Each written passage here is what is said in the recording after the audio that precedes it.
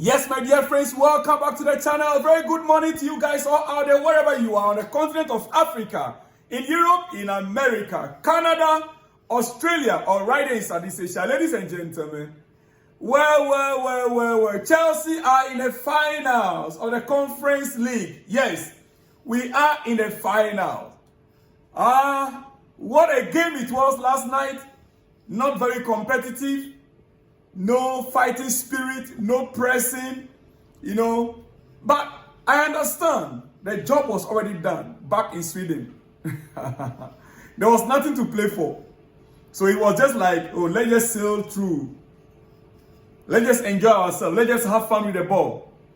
Guys, Chelsea scored the only goal of the tournament, and it was scored by no other person than who?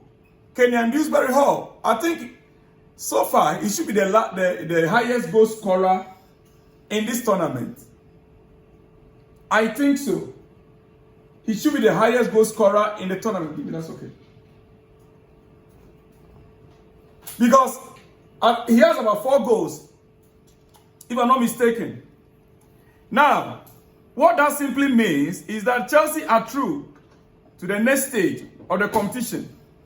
But the question is, did we enjoy the game last night? No.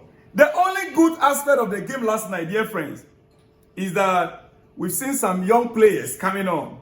Very exciting players that Chelsea has.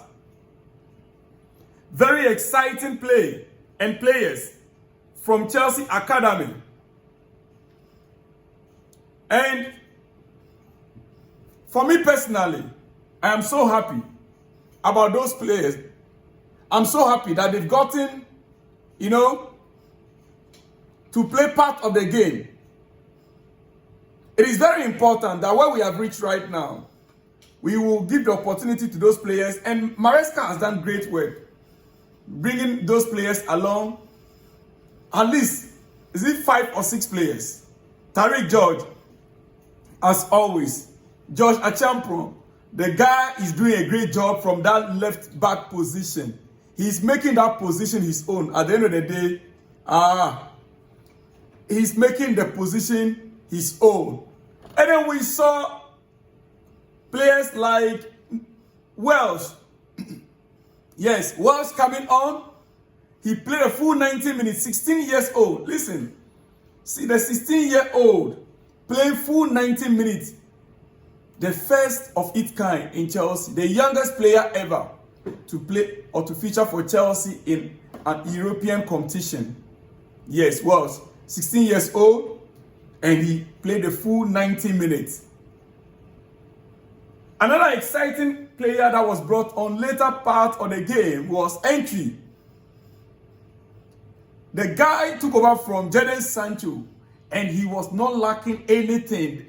He's gotten everything that is needed of a young player. Listen, Chelsea have some nice players coming up. When I look at Entry's display last night, I'm like, wow. Entry is in, the mode of players like Balde, Mendes.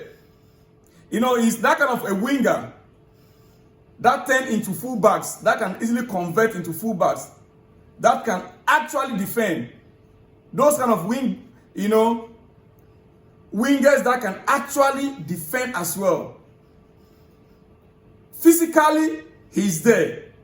He's strong, good on the ball, and knows how to manipulate the ball. Entry. Dribbles wide. He dribbles wide as well. You can't predict him. We've seen how important this profile of players can be in many other teams. If this guy can grow with the academy, my goodness. If this guy can grow in this Chelsea academy, my goodness. I love it when I see young, energetic players like this who are in for the game. Young and energetic players that are in for the game, for the future. The truth of the matter is that the game was more of, let's just, ride through it. But seeing these academy players deliver, it's exciting, to be honest. Reggie Walsh, playing for 90 minutes alone is a testament of what is happening in our academy level. 16 years old. 16 years, 200 days. By the time this guy will be 17 and a half, 18 years, you can imagine. You can imagine. Hey, you see, it is very important that we point out some of these things. The senior player that played the game yesterday, it was like Maresca just, I don't know exactly. When I saw the lineup, I wasn't happy with the lineup. I was a bit confused because Rhys James and Mark Cucurella playing, double DM, double pivot. Mark Cucurella and Rhys James playing double pivot. And I'm like, what? Then Malo Gusto, George Tosin, and Badeshile, they were the defenders. In second half, he brought on Trevor Chalobah. And he brought on Mweka, who, in that midfield, Mweka now took over the midfield role. Tariq George to the left side of the field, and entry from the right. You could see, even at that moment, there was no error. These guys, they played the game with no error, no margin of error. The only concern was that, dear friend, throughout the 90 minutes, I was sleeping. I was live, watch along. Guys, you guys didn't know what I was going through.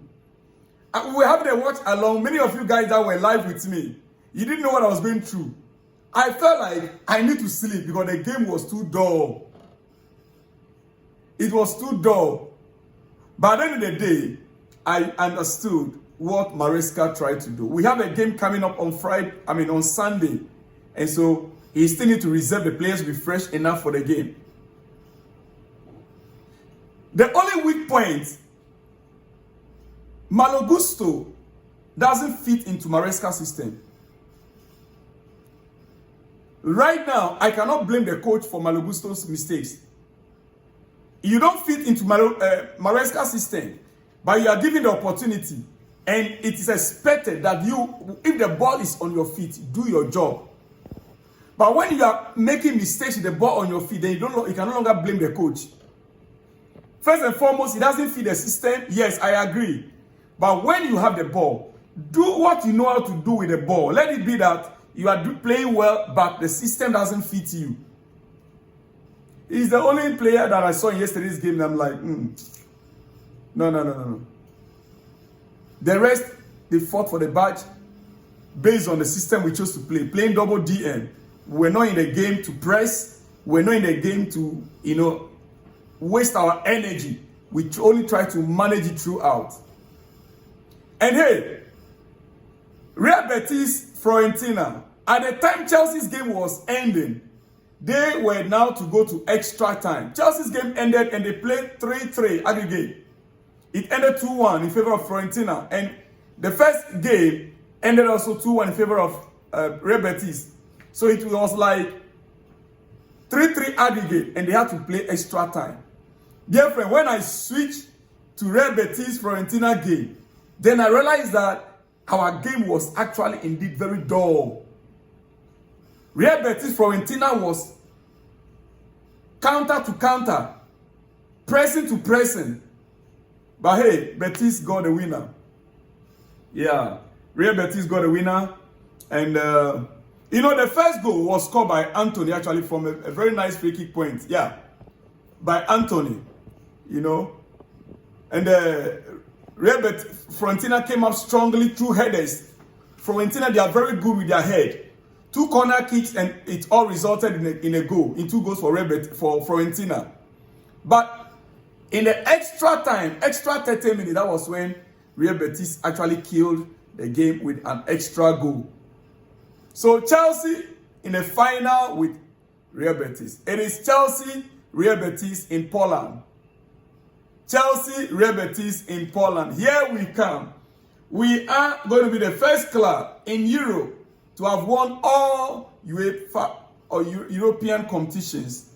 Yes. Chelsea will be the first club to have won all European or UEFA competitions if we successfully beat Real Betis. Do you think it is possible? Real Betis Chelsea is this month too. I think it's 24th, right? I think 24th of May.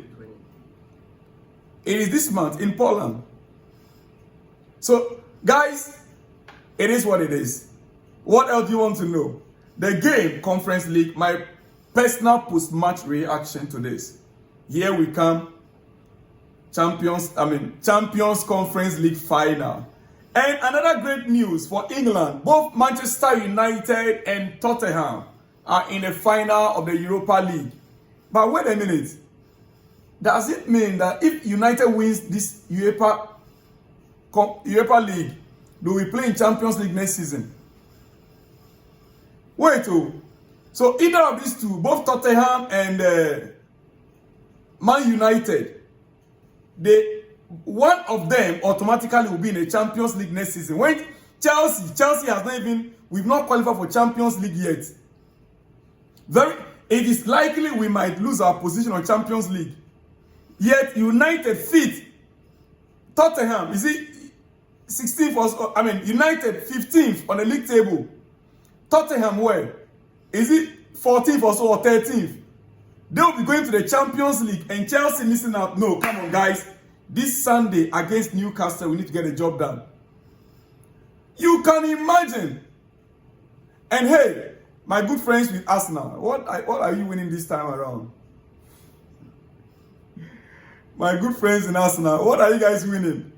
Anyway, it is what it is, guys. The preparation towards Newcastle has begun. Today, the players will gather once again for the match. Preparation. Maresca speaking after the game, he says, I'm happy to play Betis. I played 4 years for Sevilla, and they are a big derby. We won one of them 1-0, and I scored. So I know they don't like me. Maresca said that he once scored against Real Betis when he was then playing for Sevilla. He scored against them, so he knows that Real Betis don't like him. But he's going to be facing them in the final of Conference League. Dear friend, this month, in 2 weeks from now. Well, it is what it is. Maresca actually played well, let me be back. I will come back with this because there's something that came to my mind. On Sunday, there's something that came to my mind, but I think let me reserve it for my next episode. Guys, I'll see you all in the next one where you see me. Shalom and peace.